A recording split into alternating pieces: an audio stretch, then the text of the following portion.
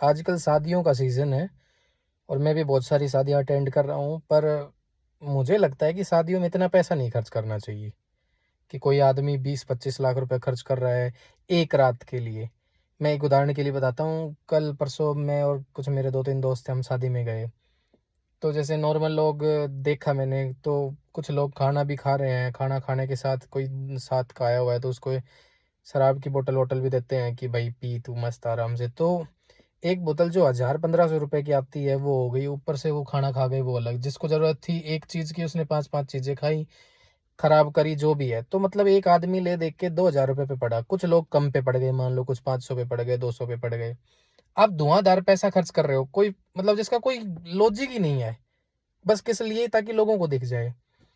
पर अच्छा काम ये हो सकता है कि हमें जितना भी पैसा है लड़का लड़की के अकाउंट में डालो। अकाउंट में नहीं डालते तो आप खुद रखो ना। एक रात के लिए आप अपनी पूरी कमाई बर्बाद कर रहे हो, किसी से कर्ज उठा रहे हो, दोनों पार्टी।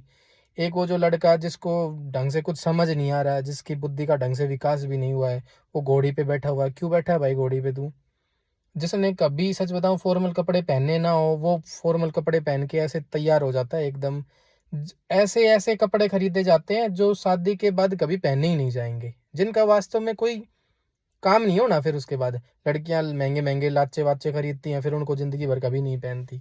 तो भाई इतने पैसे बर्बाद मत करो। उस पैसे को पढ़ने पे लगाओ, उस पैसे को घूमने पे लगाओ, खाने पे लगाओ, अपनी समझ को बढ़ाने पे लगाओ। कोई फायदा नहीं होना है। क्यों तुम तैयार होके बैठे हो? क्या लेना है? क्या करोगे शादी करके? बर्बादी कर रहे हो। थोड़े दिन बाद लड़ाई करते फिरोगे, कोर्ट में घूमोगे।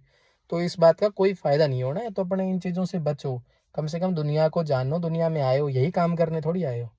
बाकी तो आप समझदार हो, आपकी समझ है भाई।